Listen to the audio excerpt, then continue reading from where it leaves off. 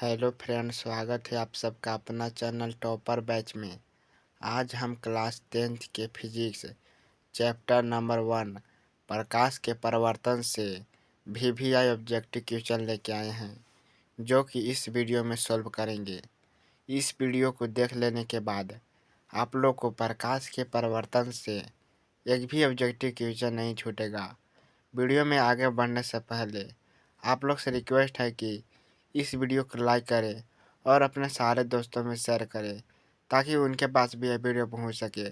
चलिए वीडियो को स्टार्ट करते हैं। चैप्टर का नाम है प्रकाश का परिवर्तन। प्रश्न नंबर पहला कहता है,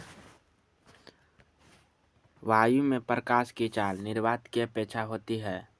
ऑप्शन नंबर ए में दिया है कम, ऑप्शन नंबर बी में दिया है ज़्यादा, ऑप्शन नंबर सी में दिया समान, ऑप्शन नंबर डी में दिया है इनमें से कोई नहीं।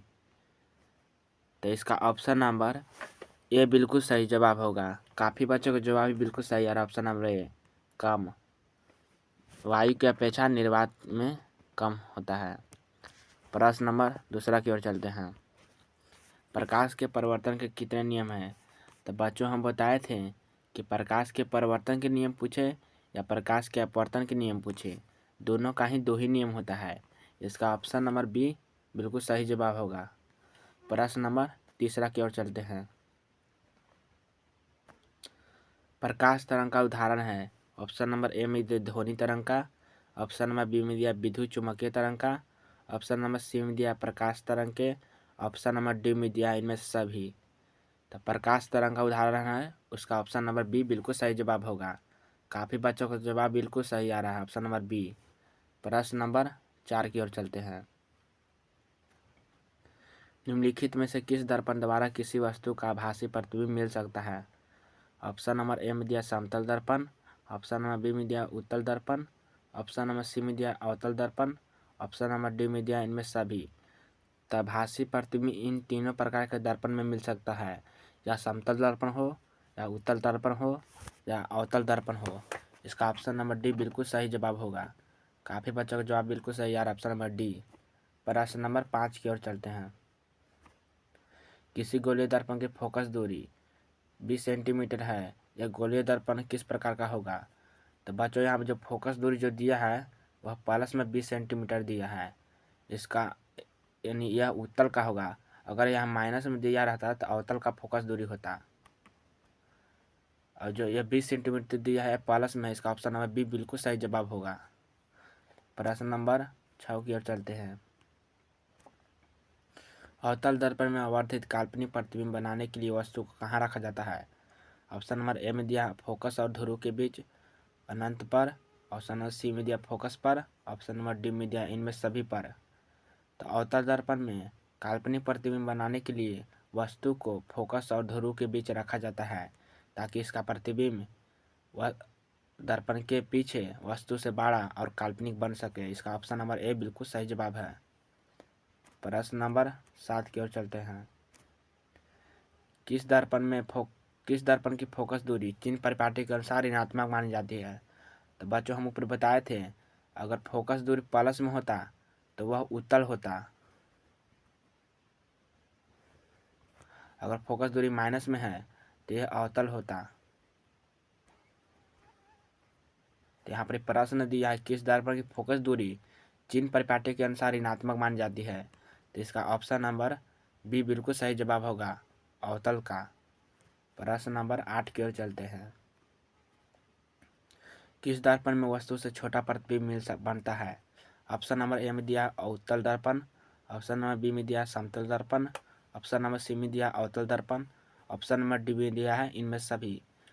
तो इसका ऑप्शन नंबर बी ए बिल्कुल सही जवाब होगा, उत्तल दर्पण। उत्तल दर्पण ही सिर्फ वस्तु से छोटा प्रतिबिंब बना सकता है। इसका ऑप्शन नंबर ए बिल्कुल सही जवाब होगा। प्रश्न नंबर 9 की ओर चलते हैं। किस दर्पण में दूर की वस्तु का प्रतिबिंब सदैव सीधा होता है? ऑप्शन नंबर ए में दिया है केवल अवतल, केवल उत्तल, ऑप्शन नंबर सी में दिया केवल समतल, ऑप्शन नंबर डी में दिया या तो समतल या उत्तल। तो इसका ऑप्शन नंबर डी बिल्कुल सही जवाब होगा, क्योंकि समतल दर्पण या अवतल दर्पण ही दूर की वस्तु को हमेशा सीधा दिखा सकता है, यानी अवतल दर्पण। इसका ऑप्शन नंबर डी बिल्कुल सही जवाब होगा। या तो वह दर्पण समतल होगा या उत्तल होगा। प्रश्न नंबर 10 की ओर चलते हैं। गोलीय दर्पण के फोकसांतर एवं वक्रता त्रिज्या के बीच संबंध होता है। तो गोलीय दर्पण फोकसांतर एवं वक्रता त्रिज्या के बीच आधा का संबंध होता है, यानी F बराबर R/2। तो यहीं बदल के इसे लिख दिया है R बराबर 2F। तो इसका ऑप्शन नंबर ए बिल्कुल सही जवाब होगा, R बराबर 2F। प्रश्न नंबर 11 की ओर चलते हैं। बस इतना ऑब्जेक्टिव देख लीजिए, आप लोग को प्रकाश के परिवर्तन से एक भी ऑब्जेक्टिव नहीं छूटेगा, यह मेरा गारंटी है। प्रश्न नंबर 11 कहता है काल्पनिक प्रतिबिंब होता है। ऑप्शन नंबर ए में दिया सीधा, ऑप्शन नंबर बी में दिया उल्टा, ऑप्शन नंबर सी में दिया ए बी दोनों, ऑप्शन नंबर डी में दिया है इनमें से कोई नहीं। तो इसका ऑप्शन नंबर ए सही जवाब होगा। काल्पनिक जो प्रतिबिंब होता है उसका प्रतिबिंब हमेशा सीधा बनता है। प्रश्न नंबर 12 कहता है ये सब जो क्वेश्चन है ना बाबू, ये हमेशा भी हर साल पूछा जाता है बोर्ड एग्जाम में। हर साल, ऐसा कौन साल नहीं है जो इस सब क्वेश्चन नहीं पूछा जाता है। प्रश्न नंबर 12 कहता है हजामत के लिए किस दर्पण का उपयोग किया जाता है। तो प्रश्न नंबर ए में दिया है अवतल दर्पण, ऑप्शन नंबर बी में दिया है उत्तल दर्पण, ऑप्शन नंबर सी में दिया है समतल दर्पण, ऑप्शन नंबर डी में दिया है इनमें से कोई नहीं। तो हजामत बनाने के लिए केवल और केवल अवतल दर्पण का ही प्रयोग किया जाता है। जब हम जाते हैं नाई के पास बाल कटाने, तो वहाँ पर जो दर्पण लगा रहता है वो अवतल दर्पण होता है, ताकि उसमें हम फेस देखते हैं उसमें फेस जो हमारा बड़ा बड़ा प्रतीत होता है, यह अवतल दर्पण के कारण, ताकि नाई को बाल काटने में सुविधा हो। चलिए प्रश्न नंबर 13 की ओर। निम्नलिखित में से कौन उत्तल दर्पण की फोकस दूरी जिसका वक्रता त्रिज्या 32 सेंटीमीटर है। तो बताए थे फोकस दूरी जो होता है वक्रता त्रिज्या के आधा होता है। इसका सूत्र होता है F बराबर R/2। तो F का मान नहीं दिया है, R का मान दिया है, फोकस त्रिज्या दिया है कितना 32 सेंटीमीटर। तो 32 होगा बटा 2, तो कट जाएगा 16 दूना के 32। तो हमको यह देना है कि दर्पण कौन सा है। यहाँ दर्पण पूछ रहा है उत्तल दर्पण, तो इसलिए यह प्लस में होगा। इसका ऑप्शन नंबर सी बिल्कुल सही जवाब होगा। अगर यहाँ अवतल दर्पण रहता तो माइनस हो सकता था, लेकिन यहाँ दिया है उत्तल दर्पण, इसका ऑप्शन नंबर सी बिल्कुल सही जवाब होगा। प्रश्न नंबर 14 कहता है परिवर्तन के नियम से निर्धारित होता है। ऑप्शन नंबर ए में दिया आपतन कोण बराबर परिवर्तन कोण, ऑप्शन नंबर बी में दिया परिवर्तन कोण बराबर विचलन कोण, ऑप्शन नंबर सी में दिया आपतित किरण बराबर परिवर्तित किरण, ऑप्शन नंबर डी में दिया इनमें से सभी। तो परिवर्तन के नियम से निर्धारित होता है हमेशा आपतन कोण बराबर परिवर्तन कोण। इसका ऑप्शन नंबर ए बिल्कुल सही जवाब होगा। प्रश्न नंबर 15 की ओर चलते हैं। एक अपसारिक किरण पुंज समतल दर्पण पर आपतित होता है, तो परिवर्तित किरण पुंज क्या होगा।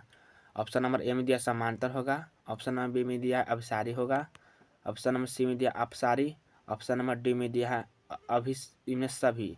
तो इसका ऑप्शन नंबर बी बिल्कुल सही जवाब होगा, अभिसारी होता है। प्रश्न नंबर 16 की ओर चलते हैं। समतल दर्पण द्वारा बना प्रतिबिंब होता है। ऑप्शन नंबर ए में दिया है वास्तविक, ऑप्शन नंबर बी में दिया है काल्पनिक, ऑप्शन नंबर सी में दिया ए बी दोनों, ऑप्शन नंबर डी में दिया इनमें से कोई नहीं। तो समतल दर्पण द्वारा बना प्रतिबिंब हमेशा काल्पनिक हो सकता है। इसका ऑप्शन नंबर बी बिल्कुल सही जवाब है। प्रश्न नंबर 17 कहता है किसी समतल दर्पण द्वारा आवर्धित होता है। ऑप्शन नंबर ए में दिया है 1, ऑप्शन नंबर बी में दिया है 0, ऑप्शन नंबर सी में दिया है -1, ऑप्शन नंबर डी में दिया है इनमें से कोई नहीं। तो किसी समतल दर्पण द्वारा आवर्धित होता है हमेशा 1, ऑप्शन नंबर ए बिल्कुल सही जवाब होगा। प्रश्न नंबर 18 की ओर चलते हैं। बस इस वीडियो को सब्सक्राइब करिए, इस वीडियो को लाइक करें, अपने सारे दोस्तों में शेयर करें, तो इस चैनल को भी सब्सक्राइब कर दें, ताकि इस वीडियो से हम अगर कोई भी वीडियो डालें तो सबसे पहले आप तक पहुंच सके। प्रश्न नंबर 18 करता है दाढ़ी बनाने के लिए कौन सा दर्पण उपयोग किया जाता है। दाढ़ी बनाने के लिए या हजामत बनाने के लिए हमेशा अवतल दर्पण का ही प्रयोग किया जाता है। इसका ऑप्शन नंबर सी बिल्कुल सही जवाब होगा। प्रश्न नंबर 19 की ओर। किसी कार के अग्रदीप में उपयोग किया जाता है। ऑप्शन नंबर ए में दिया अवतल दर्पण का, ऑप्शन नंबर बी में दिया उत्तल दर्पण, ऑप्शन नंबर सी में दिया समतल दर्पण, ऑप्शन नंबर डी में दिया इनमें से कोई नहीं। तो इसका ऑप्शन नंबर ए बिल्कुल सही जवाब होगा। कार के जो हेड मैंने आगे का जो शीशा रहता है वो अवतल दर्पण का रहता है। इसका ऑप्शन नंबर ए बिल्कुल सही जवाब होगा। प्रश्न नंबर 20 कहता है किस दर्पण का उपयोग पक्ष दृश्य के रूप में किया जाता है। इस क्वेश्चन का ऐसे भी पूछता है किस दर्पण का उपयोग गाड़ी के साइड मिरर के रूप में किया जाता है। तो ऑप्शन नंबर ए में दिया उत्तल दर्पण, ऑप्शन नंबर बी में दिया अवतल दर्पण, ऑप्शन नंबर सी में दिया समतल दर्पण, ऑप्शन नंबर डी में दिया इनमें से कोई नहीं। तो इसका ऑप्शन नंबर ए बिल्कुल सही जवाब होगा। इस उत्तल दर्पण का ही प्रयोग गाड़ी के पक्ष दृश्य के रूप में किया जाता है या गाड़ी के साइड मिरर के रूप में। चलिए प्रश्न नंबर 21 की ओर चलते हैं। निम्नलिखित में से किस दर्पण द्वारा किसी वस्तु का आभासी प्रतिबिंब मिल सकता है। ऑप्शन नंबर ए में दिया समतल दर्पण द्वारा, ऑप्शन नंबर बी में दिया उत्तल दर्पण, ऑप्शन नंबर सी में दिया अवतल दर्पण, ऑप्शन नंबर डी इनमें सभी। तो आभासी प्रतिबिंब इन तीनों प्रकार के दर्पण से मिल सकता है। इसका ऑप्शन नंबर डी बिल्कुल सही जवाब होगा। प्रश्न नंबर 22 की ओर चलते हैं। उत्तल दर्पण में बना काल्पनिक प्रतिबिंब होता है। ऑप्शन नंबर ए में दिया सीधा और हास आवर्धित, ऑप्शन नंबर बी में दिया है उल्टा एवं आवर्धित, ऑप्शन नंबर सी में दिया सीधा एवं हासित, ऑप्शन नंबर डी में दिया इनमें से कोई नहीं। इसका ऑप्शन नंबर सी बिल्कुल सही जवाब होगा। उत्तल दर्पण में बना प्रतिबिंब हमेशा सीधा और काल्पनिक होता है, हासित। हासित का ही दूसरा नाम है काल्पनिक। प्रश्न नंबर 23 की ओर चलते हैं। 23 नंबर प्रश्न होता है अवतल दर्पण को और किस नाम से जाना जाता है। तो अवतल दर्पण को ऑप्शन नंबर ए में दिया अभिसारी दर्पण, ऑप्शन नंबर बी में दिया अपसारी दर्पण, ऑप्शन नंबर सी में दिया अपसारी दर्पण अपसारी लेंस, ऑप्शन नंबर डी में दिया है इनमें से सभी। तो अवतल दर्पण को अभिसारी दर्पण के रूप में जाना जाता है, जिसका दूसरा नाम है अभिसारी दर्पण के। प्रश्न नंबर 24 कहता है उत्तल दर्पण को और किस नाम से जाना जाता है। तो बच्चों यहाँ बता दें कि यहाँ पूरा जो इस सब जो प्रश्न है यह गलती पूरा ऑप्शन इसका दिया है। उत्तल दर्पण को अपसारी दर्पण के रूप में जाना जाता है।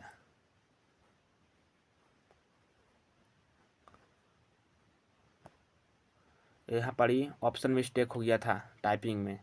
चलिए प्रश्न नंबर 25 की ओर चलते हैं।